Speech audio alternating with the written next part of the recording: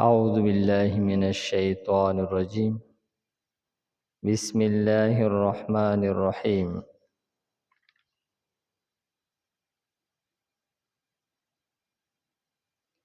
ولهن مثل الذي عليهن بالمعروف وللرجال عليهن درجة والله عزيز حكيم. دا آیت مبارکه پدی جمله کې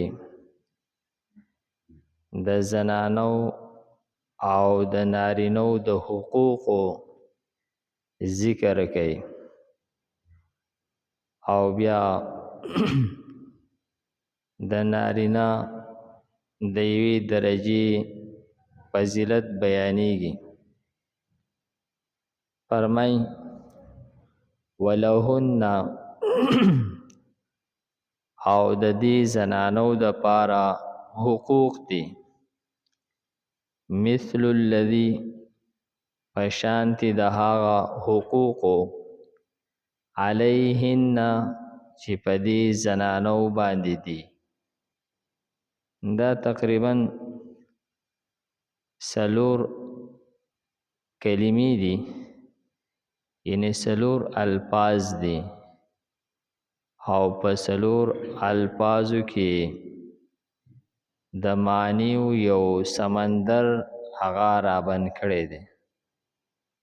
یعنی په دې سلور الفاظو کې د نارینه او د زنانه دواړو حقوق بیان کړي دي او د زنانه حق اول ذکر کړی دی چې د دې زنانو هم هغه شان حقوق دي لکه څنګه چې په دې زنانو باندې د نارینه حقوق دي. نو لاول د زنانه حقوق ذکر کړل د دې وجنا چې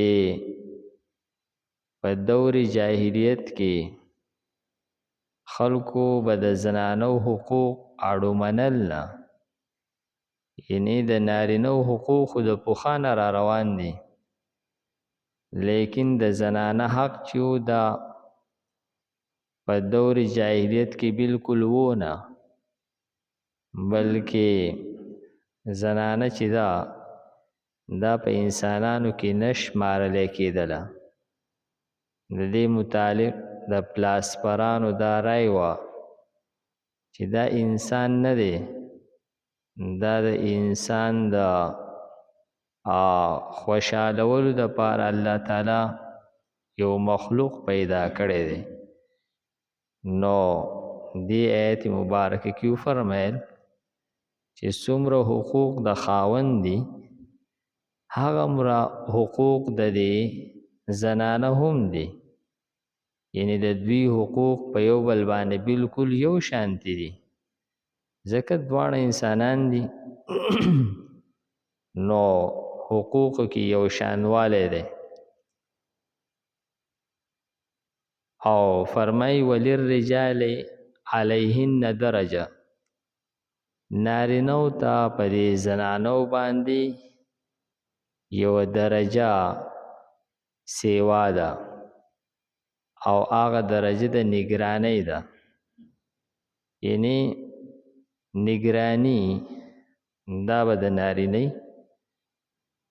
او ظاهره خبره ده، عام طور باندې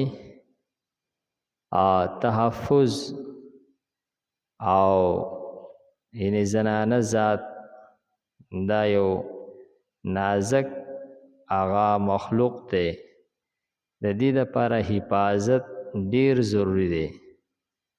یعنی دا خامخا حفاظت غواړي او دا بغیر د حفاظت نه د دې هغه پرورش نه دی صحیح.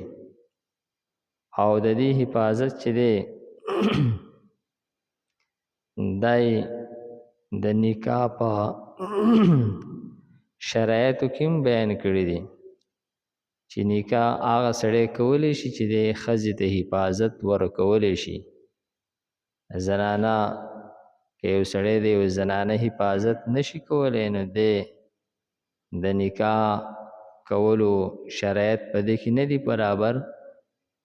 نو فرمایي چې دا نارینه چې دی چونکې هغه قدرتی طور باندې داسې جوړ دی چې په دې کې الله تعالی د حفاظت کولو صلاحیت ایښودی دی. او قرآن پاک په یو بل ځای کې د دې ذکر هم راغلی دی چې دا یو درجه چې الله تعالی د نارینه سیوا کړې ده نو د هغې وجه بیان کړې ده چې دې وجه دا ده چې دا نارینه چې دی د کور خرچه چلی. نو د کور د خرچې د چلولو د وجې نه یعنې د دواړو حقوق خو یو شانتې دي، لیکن دا ده چې د کور د خرچې ذمهواري دا هم په نارینه ده. مهر هم په نارینه باندې ایښودلی شوی دی، حالانکې د دواړو حقوق یو شانتې دي. نو چې یو شانتې حقوق دی نو څنګه چې بیا یعنې نارینه زنانه له مهر کوي بیا پکار چې نارینه له مهر وکړلی شي ځکه د ده هم حقوق دي، یو شان حقوق دي. نو څنګه چې نارینه خرچه کوي نو داسې پکار چې بیا زنانه هم خرچه کوي ځکه دواړو حقوق خو یو شانتې شو که نه. نو دا یو درجه چې کم سیوا کړې ده دا صرف د دغې د وجې نه چې د کور خرچه دا په نارینه باندې ده او دغه شانتې مهر چې دی دا په نارینه باندې دی. نو د مهر او د خرچې دا بوج دا په نارینه باندې اچولی شوی دی. د هغې د وجې نه د نګرانۍ دا درجه چې دا نارینه ته ورکړلی شوې ده. په هر ځای کې یو څه کسان هله چې دی نو هغه په سلیقې سره پاتې کېدلی شي چې په دوی کې یو مشر وي. که فرض کې ټول مشران نو دوی یو ځای وخت نشي تېرولی. هره اداره هره محکمه پای کې یو مشر افسر وي او په هر کور کې داسې هر کور کې یو پلار وي. که فرض کې په کور کې زوی دا د پلار سره خپل ځان همسر ګڼي بیا اکثر کور چې دی نو هغه تقسیم شي هغه کور بیا نه چلیږي. نو د هرې ادارې یعنې د هر درې څلور کسانو د پاتې کېدلو لپاره ضروري ده چې په دې کې یو کس ذمهوار یو کس به پکې مشر وي او که پای کې ذمهوار او مشر مقرر نه کړلی شي نو دغه کور او دغه اداره بیا چلیږي نه. د دې د وجې نه دلته کې ذمهواري دا په نارینه باندې واچوله ځکه چې نارینه چې دی د ده خلقت الله تعالی داسې کړی دی دا الله تعالی داسې پیدا کړی دی چې په دې کې هغه طاقت او مضبوطوالی دا قدرې سیوا دی. نو د ذمهوارۍ هغه بوج چې دی دا په خاوند باندې واچولی شو او فرمایي چې دا په خاوند باندې د بوج اچولو د وجې نه په دې کې په خاوند باندې تیزي ورکړې ده چې کله یو سړي ته یو ذمهواري حواله کړلی شي نو هغه بیا نور هم په دې خپل ذمهوارۍ کې حسن پیدا کوي یعنی په بیبي باندې په خرچ کې وسعت کول او د هغو سره درګذر کول که چېرې څه غلطي وشي هغه معاف کول دا وسعت عام طور په نارینه کې وي. په زنانو کې دا وسعت نه وي. هغوی کې د معاف کولو او دا خبرې چې دی نو چونکې د نارینه په مقابله کې کمی د دې د وجنه دا مشري نگرانی دا یو درجه چې دا نارینه ته ورکړلې شو. والله عزیز حکیم، او الله تعالی غالب دی حکمت والا دی. یعنی که خامخا یو سړی فلسفی لټی او خامخا ځان عقل قلاخان کی چې نجی دا خو ظلم دی او یرجی دا خو درست نه ده، نو دا چاته حق نشته دی. الله تعالی عزیز دی، غالب دی، او الله تعالی هر قانون چې دی دا لاگو کولی شي. دا الله تعالی په قانون باندې چاته د اعتراض کولو حق د سره شته دی نه.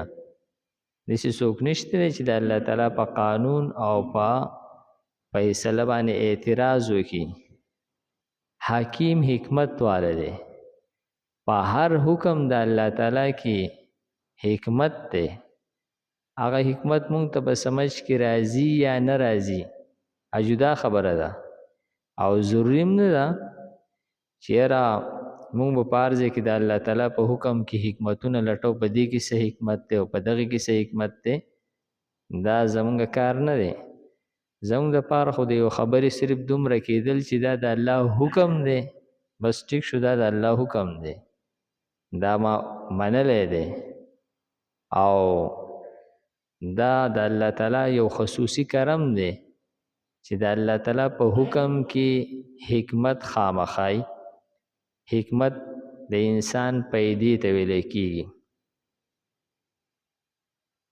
ولهن، او د دې زنانو دپاره حقوق دي، مثل الذي پشانتی د هغه حقوقو علیهن چې په دې زنانو باندې د خاوندانو دي، بالمعروف د عام دستور مطابق، وللرجال او د نارینو دپاره علیهن په دې زنانو باندې درجتون یو درجه ده. والله، او الله تعالی چې دی عزیز غالب دی، حکیم حکمت والا دی. الحمد لله رب العالمین والعاقبۃ للمتقین والصلاة والسلام علی خیر خلقه محمد وآله واصحابه اجمعین. پروردگار زموږ دا ناسته په خپل دربار کې قبول کړي. پروردگار موږ ته د قرآن پاک سمجھ بوجھ را نصیب کړي. د مرګ نه مخکې موږ ته د عمل کولو توفیق راکړي. وصلی الله تعالی علی خیر خلقه محمد وآله واصحابه اجمعین برحمتک یا ارحم الراحمین.